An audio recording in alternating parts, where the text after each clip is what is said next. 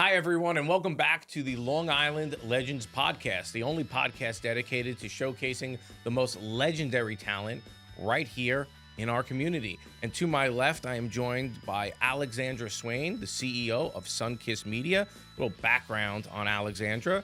She is a passionate marketing professional with over a decade of experience. She's worked across industries from beauty and retail to tech, healthcare, and finance, helping brands craft strategies that truly connect and deliver results. With degrees in public relations marketing and international business management, along with a PMP certification, Alexandra blends academic insight with real-world experiences. Having lived and worked in 4 countries, she brings a global perspective and a knack for managing projects. Alexandra, welcome to the show. Thank you so much. I'm so happy to be here. So let's talk about your company, Sunkist Media. Give me a background. How did it all start? What got you into it?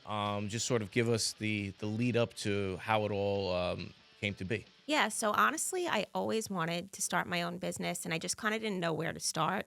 And, obviously I needed to get the experience. And so, having studied marketing, that was something that I really wanted to get under my belt. So I graduated with my bachelor's in public relations and marketing in 2014. And since then, I've worked at large corporations such as Altice on Long Island, small startups, as well as marketing agencies where I've juggled 40 clients on my own. And I'm really grateful for those experiences because I really got well-rounded knowledge and experience working in the marketing sector. So I was doing SEO for large enterprises. I was doing paid ads and social media for various clients. I had the chance to kind of dive into email and SMS campaigns. So at one point, I just kind of realized wow, I've done a lot of different types of marketing and I've worked with a lot of different types of clients. It feels like I don't know if there's ever the right time, but There I never felt, is, yeah, no. I felt like I was as close as I could get to Yes. it being the right time. So, yeah, I decided this year that I was just going to take a leap of faith and start reaching out to Long Island businesses and try to help them with their marketing strategies. I know exactly where you're coming from in terms of taking that leap. Yeah, I was in a different industry altogether. I was working at a job that I really just hated, right? And I was fixing and flipping homes, on the side, doing a couple a year. And I was like, well, maybe this will just be something to bring in ancillary income. And then obviously I grew to hate my job even more, and my business was able to grow quite a bit. And at the time that I left, my wife was pregnant with my youngest. And, I took the leap of faith to leave, but I didn't feel like I was 100% ready. But I knew, like you said, I think you put it perfect, as ready as you could possibly get. And it's a scary moment, but then, and you look back, right? And you're like, wow, but I promise, for those who truly know that the now's the time to do it, I don't think you ever really regret it. Oh, no, I'm so glad I made this decision. And if anything, I wish I had started this sooner. I started it with 2 kids. So I have a 3-year-old and a 1-year-old, which kind of adds some extra Sure. challenges with just time management and work-life balance. But I'm so grateful that I've made this decision. And I don't even know if I could go back to Yeah. working for another company, in-house. And I kind of almost felt like I didn't have a choice. Life kind of pushed me in Yeah. that direction. Kind of a sad story, but I had been with my last company for 3 years. I had really great employee reviews. I had just gotten a raise, but unfortunately the company wasn't doing well financially. The stock had consistently been down to a dollar. So they ended up, they laid off a ton of people. The woman who gave me the news, I had met maybe once, and a few other people on my team had been let go too. And I was pregnant at the time. So I just felt like the signs were pointing, it was pointing in Sure. that direction that it was time to kind of start something on my own. So now that once you went out there, right? I mean, tell me more about your company, the clients that you work with, the experience that you've had being on the corporate side of things and now leaning towards probably more, I would say, mom and pop type businesses, what that experience has been like and what you're able to bring to the table. So yeah, I love working with the mom and pop shops because you really see your efforts pay off. It's a lot of collaboration and building close relationships with these people that own their companies. And I mean, beyond just helping their businesses grow and helping them drive revenue, I feel like I've really built a great sense of community this year. Having worked 9 to 5 jobs, I never really got to go out and meet people locally, other moms, other women, other people. So this year, it's been a lot of networking events. It's been a lot of picking up new clients and getting to know them. So it just feels like intrinsically rewarding to Mhm. know that obviously them hiring me is helping me stay afloat and afford my life here on Long Island. But in turn, I'm also helping them when we work towards having their business grow and prosper. What's the common problem amongst all your clients when they come to you? Like, what's the main challenge? I mean, obviously, they're coming to you for a reason. They want more business, but what is it that you're seeing that you're able to help them overcome? So it's a little complex because I think the issue is that a lot of businesses want to see an increase in revenue, an increase in sales. They want to bring in new customers that may not be aware of their business, that it exists. But at the same time, a lot of business owners don't want to put in the money to get where they want to go. And, people prioritize services, in business. They know they need a lawyer, they know they need an accountant, but oftentimes they don't really understand how marketing works. They're not willing to invest in marketing. But I think to make money, you need to spend money. Of course. So it's kind of like twofold. It's the combination of not wanting to invest in the business, but wanting to see Sure. new customers kind of like overnight. So for me, it's a lot of managing expectations and educating people on what they need to do in order to see that growth. I know this because, as someone who, buys, renovates, and resells houses, right? Most of my money is made by buying off market properties, right? People come to me and they're looking for an easy solution. Our slogan is your terms, your timeline, your way. Because a real estate transaction, we were just talking about it before we started this podcast, it's complex. There's a lot Yeah. that goes on, and we take the burden off of you and make it very simple and straightforward. But to do that, we have to market. Okay, we Mhm. have to let people know about us so that when that moment comes where someone says, "Hey, you know what? I can't really list my house on the market through the traditional way. I need to go directly to a cash buyer." We're the first person that comes to mind. And so there's two components, right? There's the I and this was told to me by the gentleman that handles the marketing for our company, right? You have your today customers, right? And you have your tomorrow customers, Mhm. right? And so there's certain types of marketing that are going to attract the person that like I need you right now. Like the thought popped into my head, you've popped up in front of me, whether it's via your screen, whether it's via AI on Chat GPT, a billboard, TV, etc. The time is now. Okay. And then there's your tomorrow customer, right? And then the tomorrow customer is somebody that you've been building a relationship over time and they're not ready for you right now. But the moment that they are ready for you, they want to work with you and only you, right? Mhm. Have you seen that with your clients? Have you been able to manage those expectations? Because people always have to understand that like marketing isn't just, and yes, to some extent, you can put money in and get clients right away, but it's a long term play, Yeah. right? And how hard is it to manage those expectations because they're basically putting not just their faith in you, but in the system and the process that at some point or another they're going to see a return on their money. There's so much I can say about this, and I agree with you wholeheartedly. I've seen it in my own business. Like people aren't ready to hire me right then and there when they first see me, but then they see the work I'm doing for other clients. They see me pop up on their Instagram feeds, and then months down the line, they reach out. So I've seen that like in my own work. But I stress the same thing to my clients too, that marketing isn't just immediate sales. And honestly, the most affordable marketing strategies that you can implement are a long term process. Yes. So, They're a brand. It's a yeah, branding component. Yeah. yeah. So you could pay for ads, you could dump thousands of dollars into them and get some customers overnight. Or you can work towards organic strategies where you're building your brand, posting on social media, which is free, by the way. You can update your blogs, update your websites, optimize them for SEO and Google search. And not only is that a lot more affordable than putting up ads, but you're building credibility. You're connecting with people who are coming across your Facebook, your Instagram, your website. And you're building credibility so that even like when someone Googles um, mortgage companies near me or ice cream shops near me, that because you've optimized your site and your social medias to a certain extent, that you're going to show up higher than some Mhm. other competitors in the area.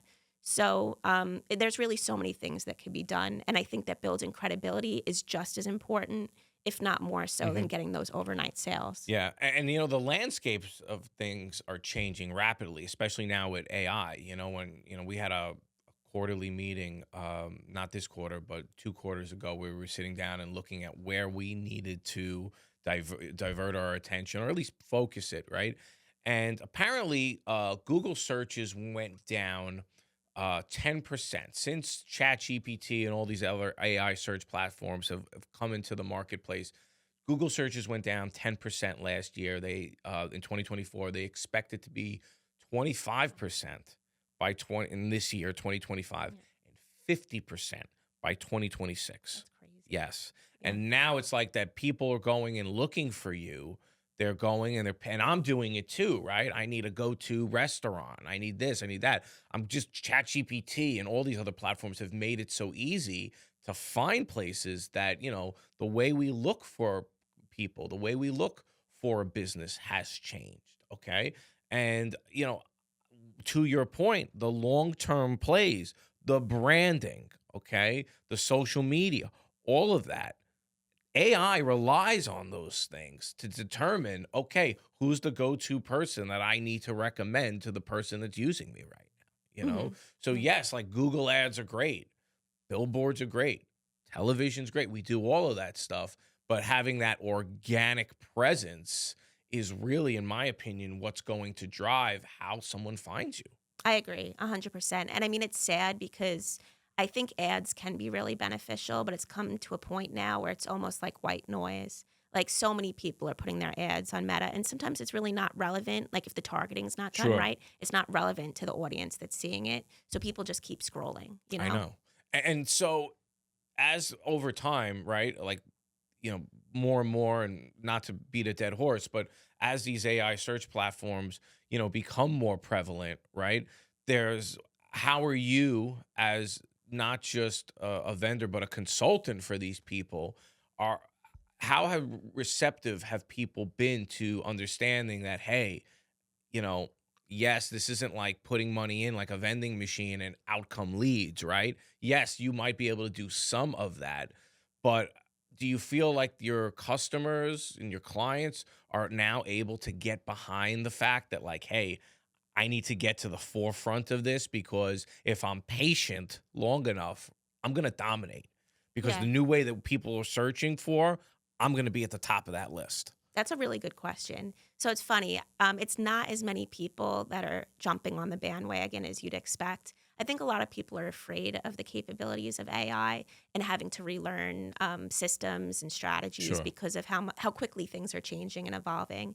But that's just how it goes. Like technology is probably one of the most rapidly moving industries out there. Sure. So I really just stress to my clients that you either have to like catch up or you get left behind. And that goes with the marketing strategies, especially. And, I think it's really to people's advantages for the most part.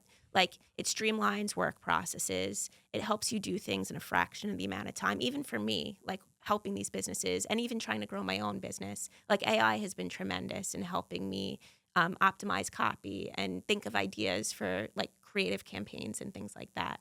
So I don't, I think it's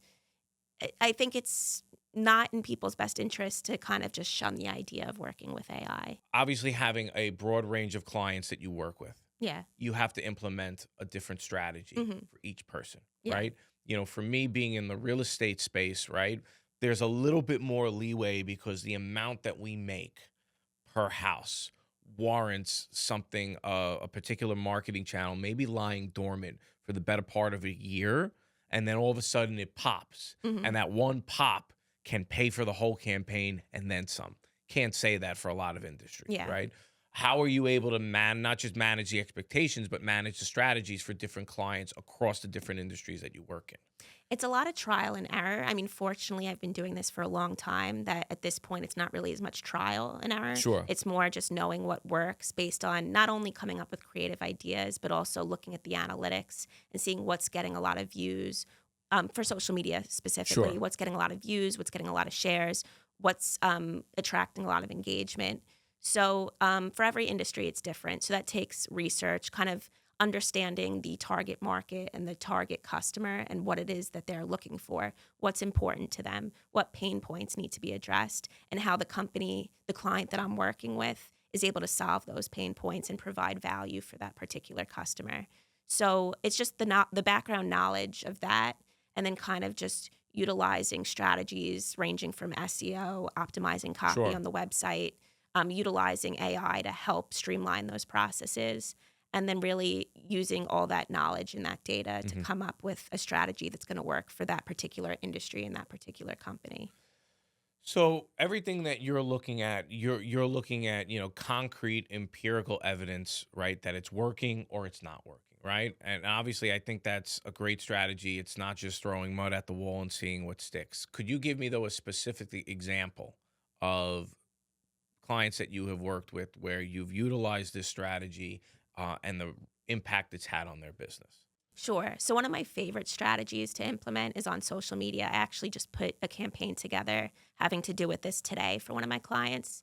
So people love free stuff, like let's be honest, but it's kind of it could be difficult sometimes to kind of convince clients that sometimes you need to give to get. Sure. And you never want to offer too many discounts or too many free things because then your value kind of comes into question. And at the end of the day, we want to make profit, we want to bring in revenue. But what I do like to do is think of like fun ideas to get people interested in checking out the business or the company I'm working for.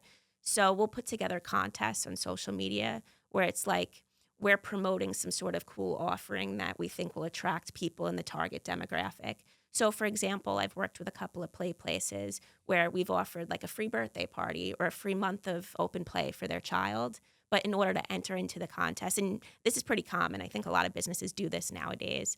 But in order to enter the contest, you need to follow the page, you need to tag 3 friends, you need to like the post, and then for an extra entry, you could share it as your story. And it's so simple, but sometimes it's the simple things that really bring in the most Hmm. favorable outcomes. And for those 2 contests in particular, we got over 6,000 entries. Wow. Yeah. Wow. And this was for a play space? So we did a free birthday party contest giveaway for one open play place on Long Island, and then a totally different open play place, like a kids indoor play Sure. spot. We did the free month of open play, and like from a monetary perspective, it's really not that much money No. that the client is putting out. The birthday party could be a little pricey, Yeah. but the amount of visibility that Yeah. that client got, that now even people who didn't win the contest know that the business Sure. exists. They see the pictures and And the that's videos. 6,000 followers basically that they gained, right? If not more, because they're also sharing it too as well. Yeah, so it's getting the word out. It's essentially free marketing aside Yes. from the prize you're giving away and the dollar value of that. And then people might think like, I didn't win the contest, but this place looks amazing. I know my kids would love it. We should check it out. And then they bring their friends, then they spread the word. So I think that the return on investment for something like that is just like It's infinite. exponential. It's infinite, Yeah. right? Because at the end of the day, it's like you tell somebody who tells somebody who tells somebody, and especially if again, they have to have a good product. It has to be a good experience for them. But I think that's a brilliant strategy. Yeah. And now have you been that's something obviously, especially on Long Island with parents and sports and the kids' birthday parties, right? I mean, we all know how Yeah. crazy people could get about that stuff. Do you feel like that's a strategy that you can utilize pretty much in any industry? That's a really great question because initially I did think that, but I think some industries it's a little fishy. So, like, for instance, I had a client that owns a tutoring company, but you're working with a vulnerable community, right? Like, you're tutoring children, and people want to know that you're credible, that you're fit to be tutoring their child. And it's not just that. Like, there's plenty of companies where it's a little Sure. like it's not so black and white. So initially, we did think about putting a contest together, but we realized quickly that there were other things we needed to work on, like Gotcha. her reviews, her testimonials. People needed to see that she was good at what she did, that she was Okay. credible before they hired her to Okay. work with their kids. So in an instance like that, I don't think throwing out and offering like a free tutoring session Sure. or a free month's because it could do more harm than good if the Yes. person's not. But now to your point, what were you able to do to get the reviews and the testimonials up to create better credibility? Did you have any insights on that? Yeah. So I think it's really just connecting with people that you've worked with in the past, like building relationships. There's so many reasons that's important. And this is like a prime example. And, I encourage that client, send out email campaigns, remind people of who you are and like the value you brought to them when you worked together. And even maybe throw in an incentive, like if you leave a review, for my business, if you were happy working together, I'm willing to discount like our next month Hmm. sessions this much. And it's not bribery, it's just asking for people's Sure. honesty. And if they're not happy, they don't have to leave the review. Okay. So I'm going to do a little hot seat session here, right? Just simple question. My business, right? I buy and sell homes, right? My clients, for the most part, okay. I always say I have two sets of clients. It's the people that buy the homes on the back end, but on the front end, it's the people that I buy homes from. Okay. Mhm. What now? When we always close on, like I said, their terms, their timeline, their way. It's a great experience, but you're also dealing with people that are in a stressful situation. Once they're sold, I guess there's this relief, but one of the things we've had a little bit of difficulty with is getting reviews, right? Mhm. People are like, "Oh, you happy? Oh, it was a great experience. Can you leave us a review?" Sure. And we wind up having to chase them down, and a lot of times it doesn't work. Yeah. If you were in my scenario, what do you think you could do to help incentivize to get more reviews? I feel like this is like a pain point for a lot of businesses, regardless of what industry they're in. Because even if people are happy working with you, sometimes they're just bogged down by a Sure. million things each day that they're doing and it just falls to the wayside. It's not even malicious a lot No, of the I time. don't take it Yeah. personally. I get it. Yeah. It's not that they don't want to leave a review. It's just it falls to the Sure. wayside with the millions of things they're doing every week. But I think just incentivizing it. It's unfortunate, but I think a lot of times people want there to be something in it for them. You would hope and think that people would be just willing to do a kind Yes. gesture, but that's just not the real What world. have you found that to be a good incentive? So discounts, 'Cause it's not like I'm not going to buy their house again. yeah, You know what I yeah. mean? You Because can't. You're not going to give them a free house. all right. So what would be your idea? I would say when it's top of mind, when you're still really in close communication with this person you're working with, ask them personally. Or like while you're in the middle of closing on a deal, because I think it's still relevant, it's still top of mind. You're still kind of building that close relationship where you're like dealing with them in person and kind of just going through the motions of Hmm. having this transaction happen. I think you'll see more success if that's something you kind of drill into while it's happening, as opposed to following up with somebody a week or a month from then. And removing the friction, right? Sending Yeah. them the link, making it a 1, 2, 3 type thing. Because even if, with the best of intentions, the best of experience, if they've got trouble finding it or submitting it online or something is like clunky, so to speak, they'll be like, "All right, I'll get back to this," and then they Yeah. never do. Yeah, and that's a good point, like, making it as simple as possible. Like, if there's, like, print materials you give them, pamphlets, brochures, you could even put, like, a QR code on that, so it's not like somebody has to, like, Google your company or click a link or do all these different things to Sure. actually leave a review, but it could be something as simple as, "Oh, I have this pamphlet in my hand, let me scan the Mhm. QR code and leave the review because I had such a great experience and I wanna help this business and this person." Long Island residents, do you have a house that you want to potentially sell off market, your terms, your timeline, your way? Or do you know of somebody that could benefit from that? Then definitely give us a call. You can reach out to us at 631-333-SELL. The number is below, or visit our website at SuffolkCountyHouseBuyers.com. And for any deal that you refer over to us where you are not the seller, the first deal you refer to us, we pay a $5,000 referral fee. The second deal, we pay a $10,000 referral fee. And get this, the third deal that you refer to us, we will split the profits with you 50-50. And some of our deals are multiple six figures, so this can be a life-changing amount of money. It could pay for weddings, it could pay for college, anything that you choose from. So please take advantage of this great opportunity. Once again, we're looking for off-market opportunities where a seller wants to sell on their terms, their timeline, their way. I always say, marketing, you're speaking to different people in different ways, right?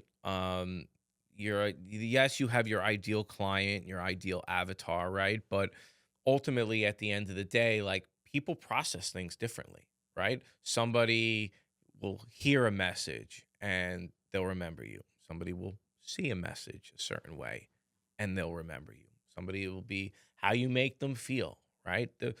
There's so many different ways. It's like, yes, like what I have found interesting is that people assume that there's like a silver bullet that you're just gonna get all these people to have eyes on you using one particular methodology. But when in reality, though, and it could be the same medium, but done in different ways.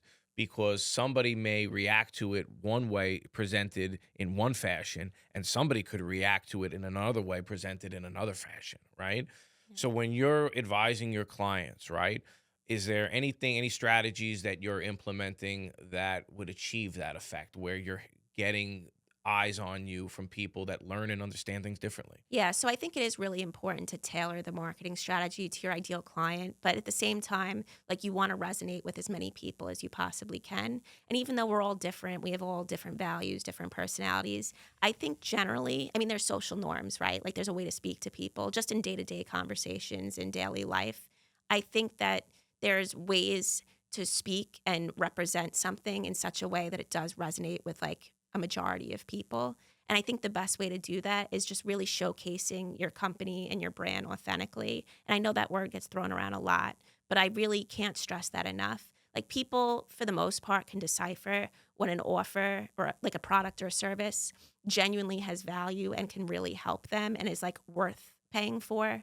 And when something is just like smoke and mirrors. Sure. So you want to really try to tap into what it is that your product or service does and speak to people in such a way that they see the value, they see the pain point that your product or service is offering, and they know that they can trust you. And I know this is like a very common phrase, but they always say it's important to be like, known, and Trust, trusted. yes. Yes. And that has always been the goal of, what I do with my company. To your point though, there are some people that have the best of intentions, right? The best product, but they don't necessarily come across that way on camera. Am I wrong?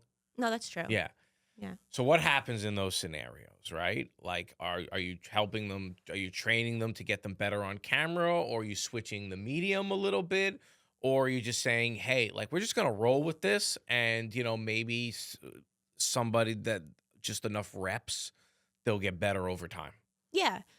That's a really good question, and no one's ever asked me that before. So, I mean, let's be honest, not everybody is going to be the most charismatic Yes, person. You know, we have introverted people that run amazing businesses. We have people that sometimes feel a little socially awkward, and like that's fine. Like there's nothing wrong with that. That's who you are, and that doesn't mean you're not capable of, offering an amazing yeah, service or a product, even if it doesn't necessarily come through.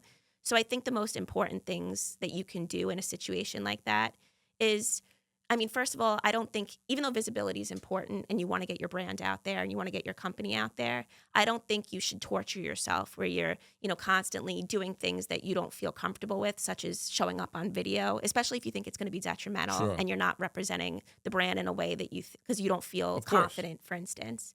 But I think that practice does make perfect. Like me personally, I'm going to just bring this back to my own experience. I'm pretty introverted and I don't love being on camera, but that's something I'm actively working towards getting past because I know that if I'm running a marketing business and I want to resonate with people, I need to get to a place where I could showcase my realest, most comfortable self in order to really be able to build hmm, credibility with people who are seeing my Instagram, seeing sure, my website. And I think the same could be said with somebody in any industry, with any type of company. It just takes practice and kind of putting yourself out there. And fortunately, technology lets us do shoots and edit and do all those yes, things. yes, So it's you could work with things even yes. if it doesn't. I mean, right now you can make an AI video of yourself. Yeah, Okay. I mean, you have that Sora app that people are utilizing where, they're creating AI visual images of themselves, engaging, whether it's their product, their personality, and it's not they weren't even on camera. I yeah, mean, the amount that you can do right now that's at your fingertips, it's even if like you're not generally someone that gravitates towards the camera, it's there's now means to put you in front of the camera, so to speak, without you actually ever being in front of the that's camera. true. You Yeah. know what I mean? And so that's the remarkable part, which now brings me to my next point, which is ultimately, and I don't know if you talk about this with your clients, but it's something I genuinely believe. Marketing cures all problems in a business. They say that almost any business has a problem can be boiled down to a marketing problem. If you go Hmm. back, even a bad employee, right? Bad employees, bad culture, whatever it is, it always comes down to are you marketing the company well enough? If you market the company well enough, you're going to get the right customer. If you market the company well enough, you're going to get the right employees. Every problem, so to speak, is a marketing problem. Do you think that your clients get that and understand that? Not always, but I think through conversations and educating them and them seeing results, they realize how impactful marketing really is. And I agree with you. I think marketing really affects the type of people you attract, both, behind the scenes employees as well as customers. But I will say I do think there's instances that marketing can't solve. Okay. Like, I don't think that marketing is magic in the sense that, like, if there isn't a demand for your service or your product, or it's like way overpriced and the price Sure. doesn't match the value it brings, I don't think any amount of That's marketing fair. could solve that issue. And that's something I'm very blunt about when I'm working with clients, because I'm not just helping them on the marketing, I'm helping them from the inside out with the whole business, because we need to be set up for success and from the beginning Sure. if we're going to be able to market the company adequately. Like, we need to get all of those ducks in a row before I feel like the marketing could really help them. What does that conversation look like and sound like where somebody thinks that they've got the greatest product and offer in the world and you have to tell them that, hey, like the value isn't there. You know what I Yeah. mean? Like, um, what I mean, do they come around? Do they adjust it? Or do they say, you know what, Alexandra, nice working with you, but this isn't gonna work for me? I've had both. Okay. I think that people who really are dedicated to seeing their business grow and improve appreciate the constructive criticism. And that's really what it is. I'm not trying to hurt anyone's feelings. No. I'm not trying to knock anybody's business. I'm just trying to help them grow. Like, it makes me happy to see these people be able to support their families and grow their business and make more revenue. So a lot of times I have to provide evidence. I feel like it can't just be my hunch. Like, that's not enough. It's, showing them their competitors and what they're pricing their products at.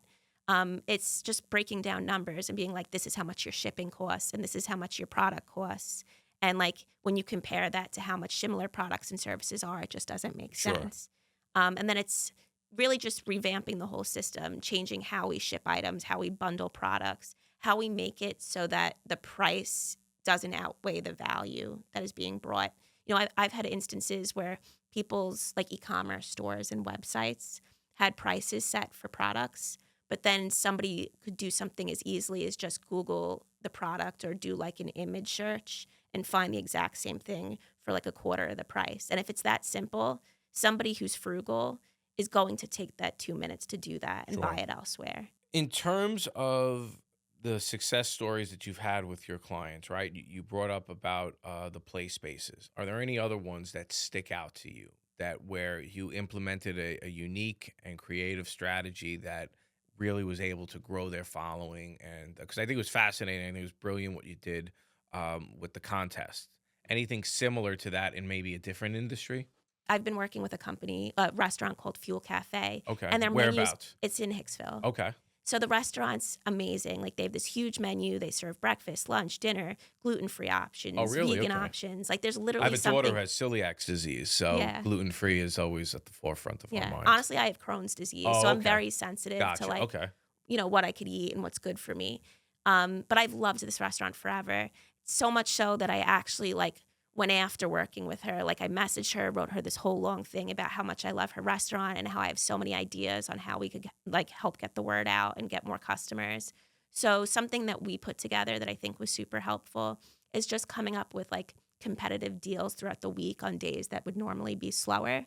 So this restaurant in particular has a lot of takeout orders Okay. and delivery orders. So we tried to incentivize having people actually sit down and come in, so the waiters and the waitresses make tips, offering like 20% off the bill, kids eat free certain days, just anything that could really incentivize people coming and checking out this restaurant, Sure. even if, they might initially be iffy or they don't know if they're going to like it, having no background, having like never having been to this place. It kind of gives them an incentive to check it out. And how long have you been implementing those strategies? So one thing I should mention this. I never want to abuse discounts or deals because then people just rely on that. Sure. Some examples I'd like to share are like Carvel, for instance. And I actually talked about this on my Instagram recently. Like Carvel, there's tons of them, very popular ice cream chain, but they have a deal that every Wednesday you get buy one, get one free Sundays. And I know it's packed on Wednesdays because I've been there and I see how long the line is. But I know for me personally, I'm less likely to go there and buy ice cream for my family any other day of the week, Monday, Tuesday, Thursday, Friday, Saturday, Sunday, because I know I'm essentially paying half price if I Sure. go and get a Sunday on Wednesday.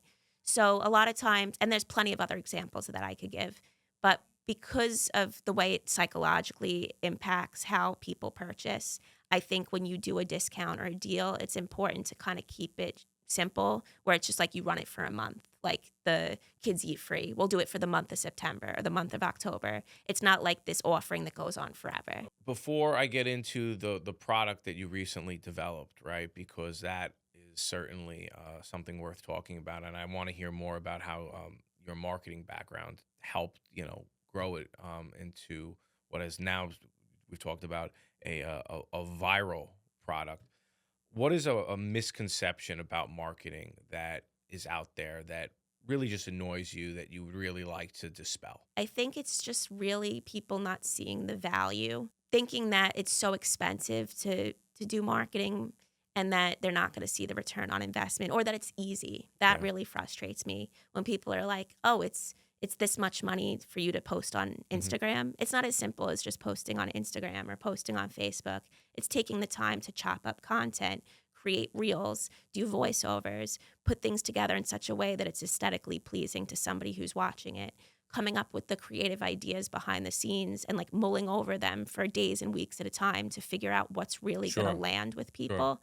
So it's not, it's just sometimes, I don't want to say demoralizing, but you just can, all you can do is educate people and be like, this is the value and this is why it costs money to Sure. market, because there is so much that goes into it. It's not just as simple as clicking post on an Instagram or a Yeah. Facebook.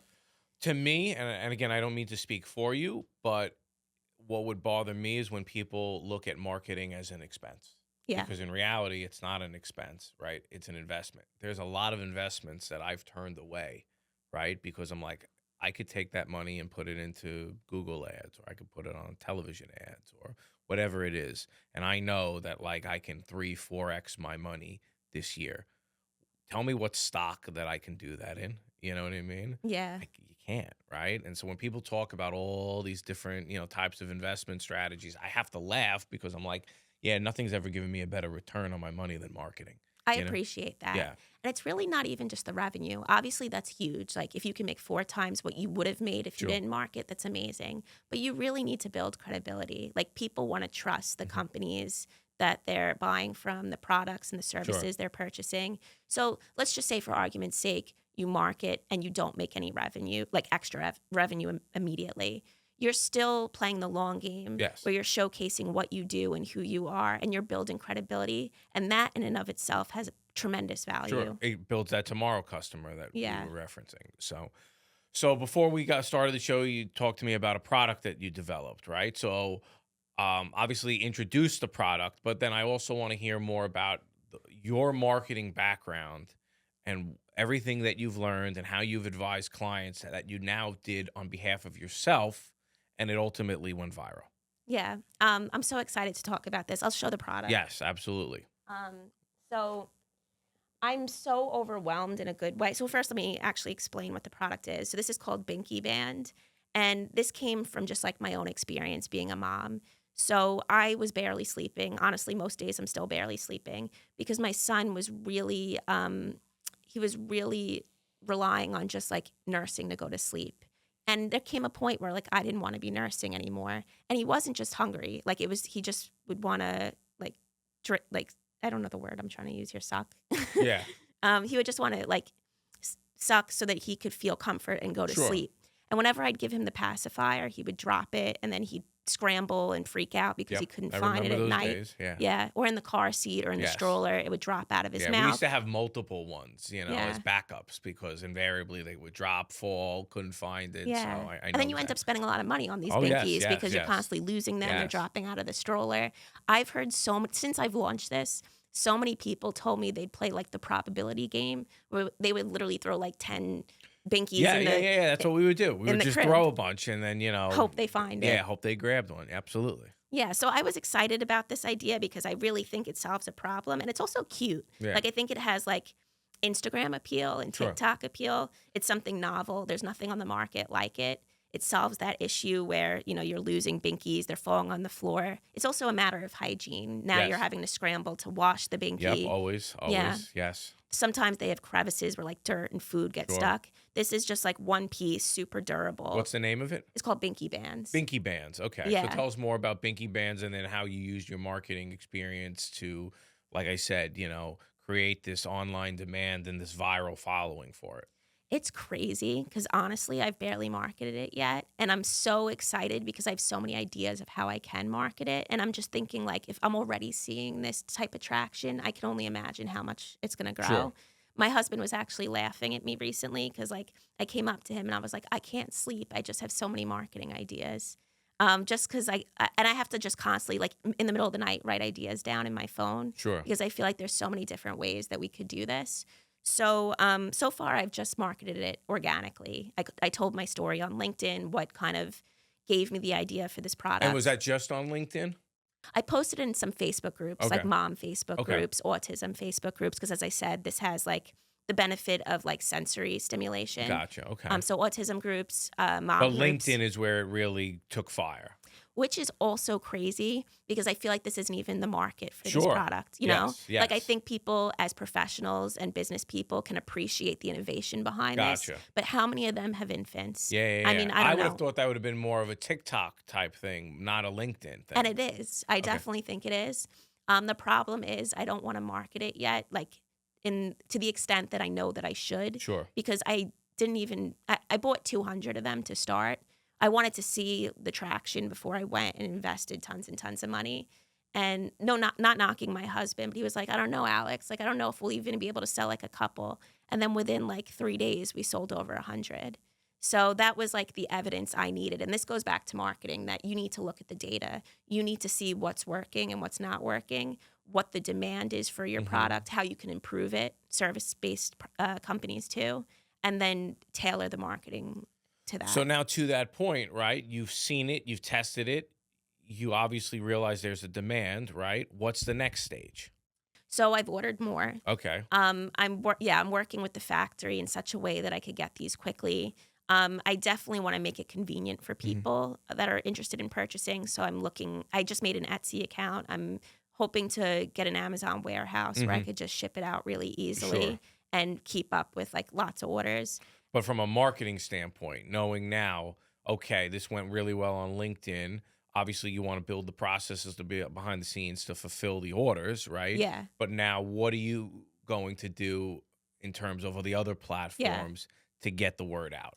So I think that in this instance, like influencers are huge, Okay. especially mom influencers, because they have so many people with similar aged Sure. babies following them. So I've actually already sent a few to some mom influencers that are going to talk about the product, give like honest feedback about it, show footage of their kids using it. Because I think that that's something I need to work on is Hmm. more videos because people want to see the Yes, product being used. They don't want to just see pictures of it, of especially course. like if people use AI and things like Of that, like they course. want to see like a real solid, genuine view of what the product is and what it does. So working with influencers, um, TikTok reels, Instagram reels, putting together ad campaigns where I'm targeting moms of like specific aged children because I know those are the people that are Hmm. going to be in the market for this product. And then also kind of like capitalizing on the fact that this is like a great baby shower gift or a gift for Yes. someone who's just had a baby and Yes. looking for Or a Christmas gift with the holidays coming up. yeah, and sales. That's another thing. I don't want to abuse the sales, but we have Black Friday coming up, we have Christmas coming up.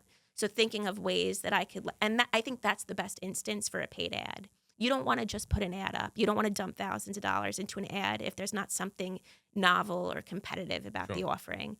So if and when I put Black Friday sales together, Christmas sales together, that's going to be the first thing I run as a paid advertisement on Meta, on Facebook and Instagram. Awesome. Awesome. Well, I can't wait to see the success with it. Already you're off to a ferocious start, and I'm excited to see what the future holds for you. Thank you. I appreciate it. As far as the future of your company and Sunkiss Media, what's on the horizon for you and your clients? So I really just want to continue to help them grow based on the data we accumulate Hmm. on like campaigns we run and different strategies we try out. And I think that I will continue learning as we all do, like even just having my own product based company now, seeing what marketing strategies work for me in such a way that I could help other companies in similar industries like babies, like baby Sure. companies and brands and things like that. And then I think also eventually I'd like to do more like consulting or fractional CMO work Gotcha. where I'm just kind of giving the overview of how they could bring a product to market or how that people could better market their service based on my experiences Hmm. through the Or years. just connect with people, right? I Yeah. mean, so much of, especially in the when we talk about AI and what a great tool it is, right? But to some extent, with all this technology, like somewhat lost the ability to connect with people. As connected as we are, quote unquote, right? Like a lot of it's very surface level, Yeah. superficial, right? And so if you're able to bring a component to companies where it helps, the faces of the companies, the owners, the products, whatever it may be, engage on a deeper level with the customers. I mean, that's huge, right? Yeah, You I know? agree. I'm glad you mentioned that because I think there's a lot of unorthodox ways that you could better market and connect with people. And I've really tried to put them into practice in my own work. So we spoke about this earlier, but I really try to go above and beyond to connect with people in my ideal industries. Like I worked with the open play places for kids, and I was so dedicated to helping them drive more revenue, knowing events were like their main profit, like their most profitable thing that they offered. I actually worked with the owner to put together an event where I literally dressed like Miss Rachel, who's like a loved character on TV by moms and Yeah. kids. She came about a little bit after my kids, Yeah. but I've heard she is quite the phenomenon. Yeah, she's amazing. My kids love her too. But that was a way for me to drive a ton of revenue for the client and also build credibility with her and with her customers because they're also in, I guess, in the market for this product now I've Yes. launched. And it wasn't like an ulterior motive. To be honest, that didn't even cross my mind at the time. But because I'm building those relationships with moms and also mom business Yep. owners, that helps down the line because you have that solid relationship. It's not just superficial business stuff that you're discussing. You're trying to think of ways that you could also help them in other Yes. aspects. Yes. I couldn't agree more. Well, Alexandra, it was a pleasure having you on the show. I can't wait to see what the future holds for you. If people want to reach out and connect with you, what's the best way to do that? So, Sunkiss Media, my marketing company, has an Instagram. Okay. It's at sun.kissmedia. Okay. And then my email is info@sunkissmedia.net. Okay. And then Binky Bands is now on Instagram, is Binky, but it's Okay. BINKI, Bands, BANDS. And then my email for that is Binky Bands, spelled same way, at yahoo.com. Excellent. All right. Yeah. Well, thank you so much for coming on. Thank you. I appreciate it. I had a lot of fun. So that concludes the show. For those of you who are watching this, if you know of somebody that needs to sell on what we say their terms, their timeline, their way, if they have a house and they need a very quick, convenient cash offer, please reach out to us. Give us a call, 631-333-SELL. I'm Jeremiah Dalton, the host of Long Island Legends and the owner of SuffolkCountyHouseBuyers.com. Please give us a call at any time. Thanks so much.